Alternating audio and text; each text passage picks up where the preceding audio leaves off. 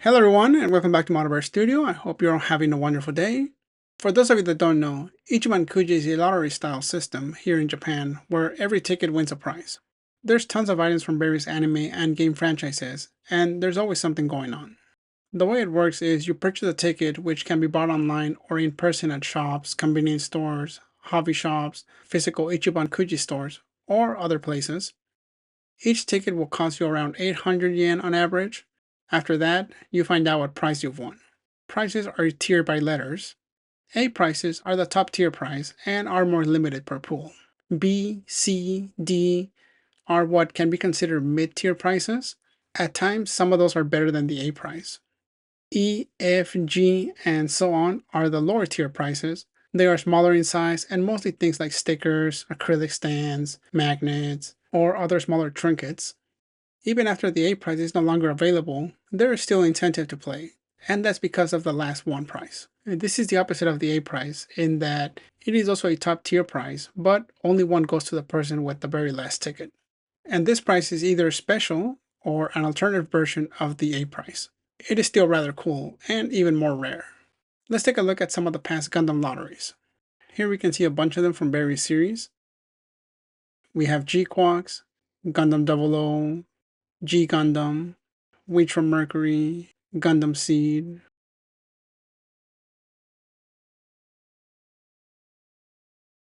Unicorn, Iron-Blooded Orphans, and much more. But I want to take a look at this one, the Universal Century. I didn't even knew this one started back in February. This one cost 850 yen, and because I didn't knew, I wasn't able to get a ticket that early. This lineup looks amazing. Let's quickly go over the tier prices. A is a bust of the Nu Gundam, and there's only one of these per pool. B is this figure of Char. It does look really nice. C are these devices that you attach to your door so that when you open it, it'll play a tune. I feel like that can get pretty annoying after a while. D are some MS head magnets. E are some rubber magnets, and a lot of these do look pretty cool.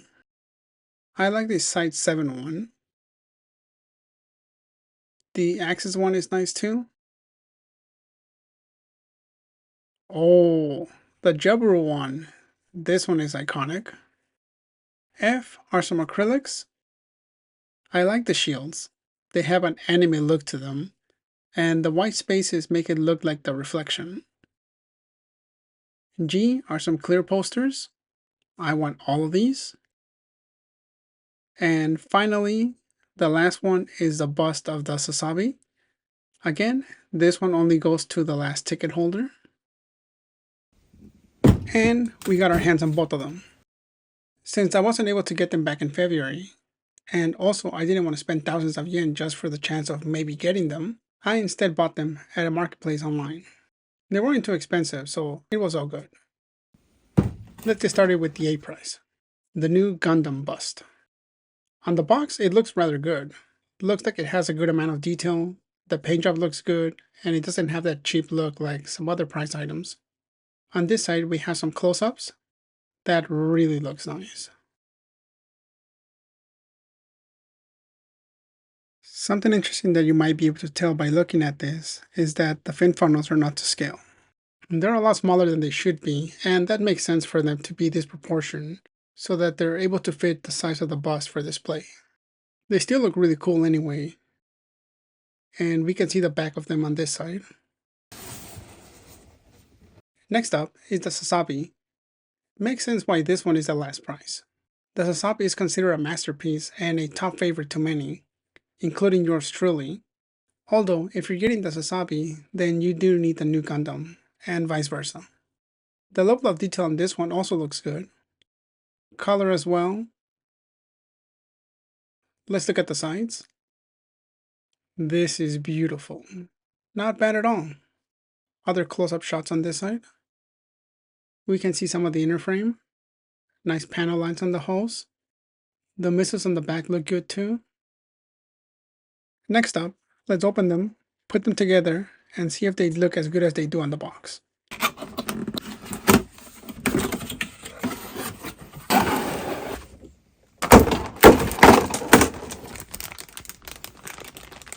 Check that out. Wow, that actually looks a lot better than what I was expecting it to look. It actually looks better than what it does on the box. Wow, I'm pretty impressed actually. So yeah, here's the base down here. Let's go ahead and get rid of this plastic.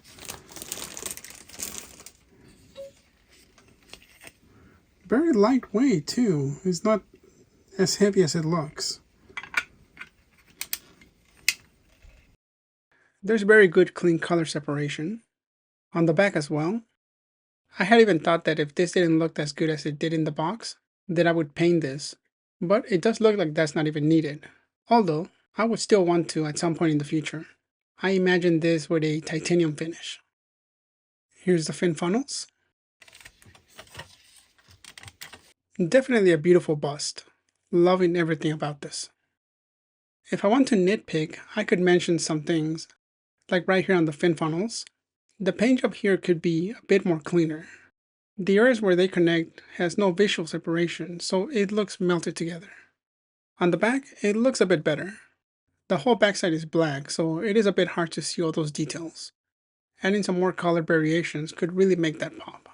Again, just nitpicking. It is hard to see the seam lines. Here's the one on the head, and even then, it just looks to be part of the design. Great piece overall. Love it. Next up, it's time to open up the Sazabi, and let's see if this one looks as good as the Nu Gundam did.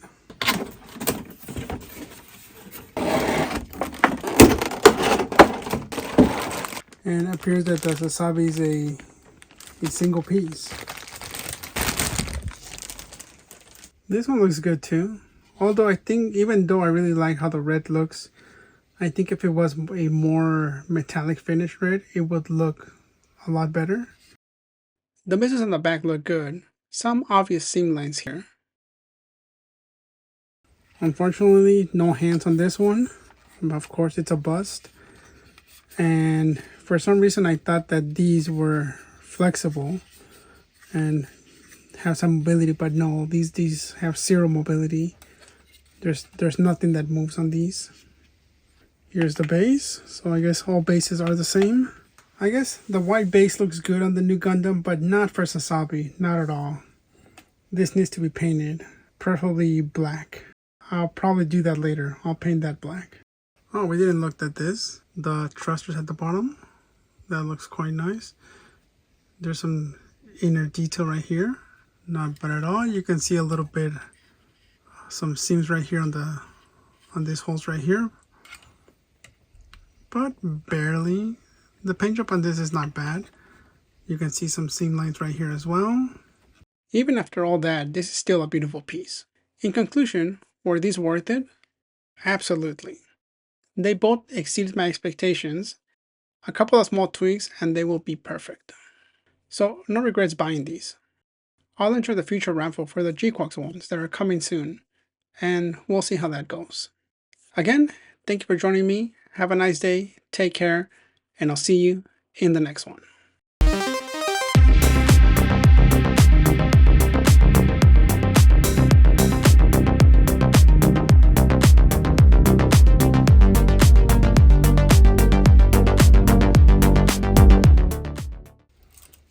That actually looks good next to the actual Gundam.